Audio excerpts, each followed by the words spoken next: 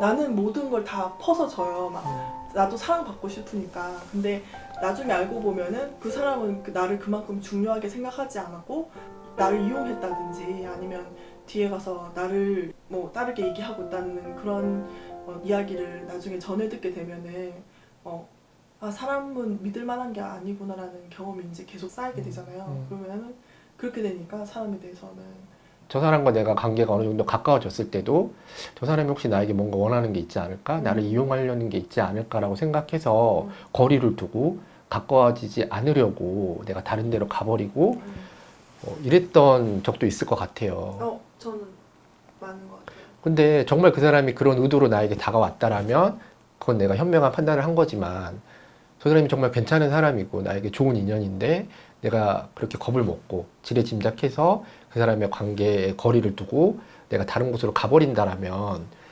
그거는 큰 실수일 수도 있고 어떻게 보면 내가 뭔가 내 삶을 만들어 가는데 굉장히 아쉬운 점이 되는 거잖아요. 저를 자꾸 외롭게 만드는 거죠. 그렇죠. 스스로를 굉장히 외롭게 만드는 걸 수도 있고. 그래서 믿음은 굉장히 이제 내가 배신당하고 너무 힘들고 그럴지라도 배신당해서 너무 힘들고 늘 내가 다치고 상처받을지라도 다시 내 믿음이 받아들여지고 그 믿음의 가치가 인정되는 누군가를 찾게 되는 그만큼의 가치가 있는 것 같아요. 저는 충분히. 그런 과정이 계속 반복되면서 좋은 사람을 제대로 알아볼 수 있는 그 사람만의 안목이 생긴다고 생각하거든요. 흔히 얘기하기에 어떤 일에 실패를 계속 반복했을 때 이렇게 실패를 많이 하는데 내가 또 뭔가를 도전할 필요가 있는가라고 말할 수 있잖아요. 근데 그렇게 실패를 많이 했다라는 거는 내가 뭔가 부족했을 수도 있고 나에게 잘 맞는 뭔가를 아직 발견하지 못했을 수도 있고 그렇기 때문에 더 실패하지 않을 때까지 내가 잘할 수 있고 나와 잘 맞는 무언가를 찾기 위해서 노력해야 되는 거잖아요. 그래야 찾을 수 있는 거고 사람 관계에서도 마찬가지인 것 같아요. 내가 그 사람을 잘 못 알아보고 혹은 뭔가 오해를 하고 뭐가 잘못돼서 배신을 당하고 뭔가 내 믿음이 저버려지는 경우가 많더라도 그게 의미하는 게 그래서 모든 사람은 다 그런 사람들일 뿐이고 그 믿음 자체에도 별로 가치가 없다라고 결정을 내리기보다는 내가 아직 그럴 만한 사람을 만나지 못했고 그리고 못했기 때문에 앞으로는 만날 수 있을 것이고 그래서 나는 그런 사람들을 더 찾아야 되고 뭐 이런 식으로 생각하는 게 나아요. 그렇죠. 그거는 어떻게 보면은 누군가 특정한 대상에 대한 믿음이 아니라 그런 사람과 함께 할 수 있을 거라는 그리고 그런 사람 그러니까 나 역시 또 누군가에게 그런 믿음의 대상이 될 수 있을 것이라는 어떻게 보면 나에 대한 믿음인 거죠. 그거는. 그 과정 중에서 계속 배신을 당했다고 치면은 실망을 했다고 치면은 그러면 사람에 대한 경계심이 더 높아지는 사람들도 있잖아요. 그렇죠. 그래서 저는 늘 사람과의 관계를 맺을 때 안전벨트를 매라는 말을 많이 해요. 우리가 운전을 할 때 차를 믿는 사람은 없어요. 아무리 차가 좋아도 내가 그리고 아무리 운전 실력이 뛰어나도 다른 사람이 와서 사고를 낼 수 있기 때문에 그래서 늘 안전벨트를 매고 늘 차량을 점검하고 운전을 할 때는 늘 주위를 둘러보잖아요. 그래서 우리가 사람을 만날 때도 그런 안전벨트가 있어야 돼요. 근데 우리가 차가 속도가 빨라질수록 더 안전벨트를 꽉 매고 주위를 더 유심히 보잖아요. 그런데 사람 간의 관계에서 속도가 빨라지면 그러니까 급격하게 친밀해지기 시작하면 우리는 반대로 그 안전벨트를 풀어버리는 거예요. 반대 행동을 하는 거죠. 이 정도 가까워지고 이 정도 빠른 속도로 서로가 친해지고 있기 때문에 괜찮을 거라고 생각해 버리는 거예요. 거기서 사고가 나는 거죠.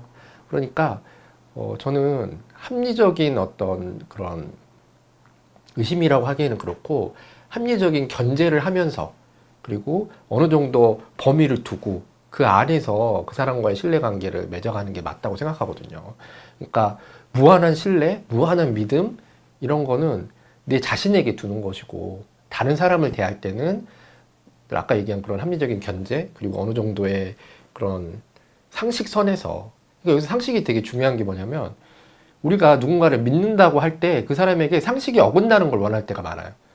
그러니까 남들과 뭔가 다른 대우를 받길 원하고 남들보다 훨씬 더한 관심을 받길 원하고 심지어 내가 막 너무 힘들 때는 이 사람이 뭔가 바쁜 일이 있어도 나를 위해서 와줘야 되는 거예요. 그게 신뢰고 믿음이라고 생각하거든요.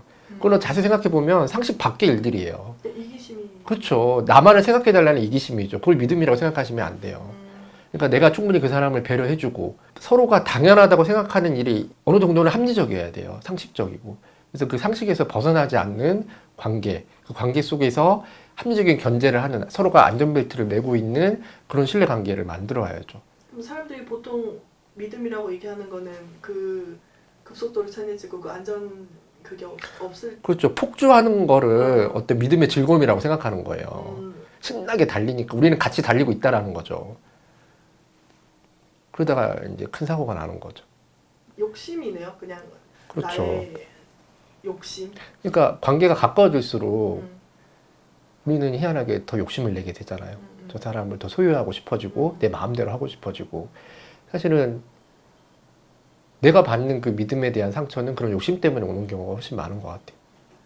걔가 무한한 나에게 신뢰를 보여줄 때 그것처럼 큰 감동이 없다라는 거죠. 그리고 그런 누군가 나를 믿어주고 혹은 내가 그를 믿고 있다라는 그 감정, 그 에너지는 엄청난 내면의 에너지예요. 우리 삶을 행복하게 하고 우리 삶을 안정시켜주는 너무나 큰 에너지죠.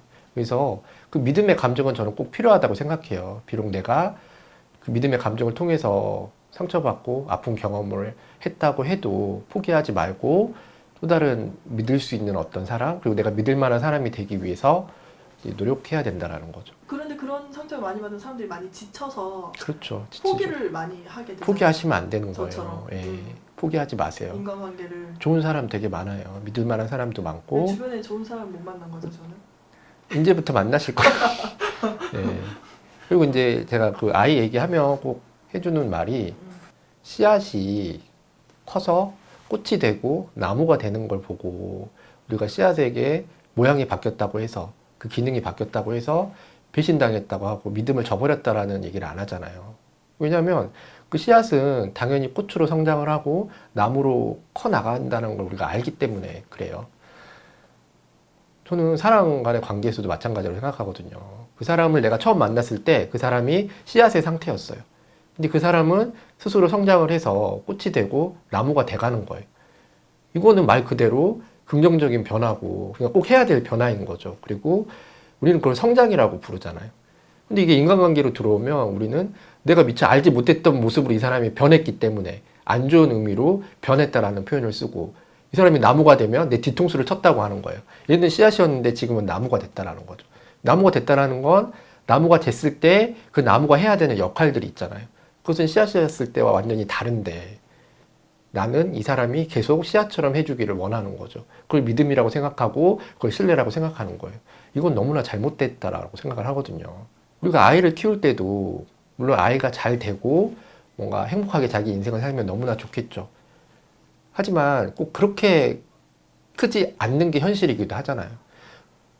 우리가 아이가 잘 컸을 때만 나는 이 아이를 믿어. 나는 이 아이를 믿었고 내 믿음이 잘 이루어졌어 라고 얘기하지는 않아요.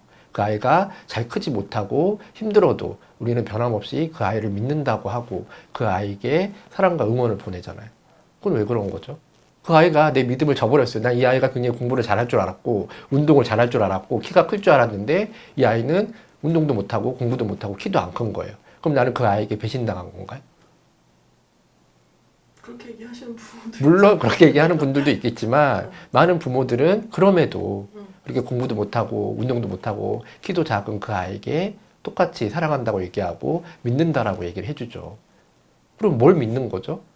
부모가 아이를 믿는 건 그 아이가 어떤 모습이 될 거라는 하나의 점을 믿는 게 아니라 너가 어떤 방식으로 어떻게 변하고 어떻게 성장하고 어떻게 크든지 간에 나는 부모로서 언제나 너의 옆에 있을 것이고 너를 응원할 것이고 너를 사랑할 것이라는 내 자신을 믿는 거예요.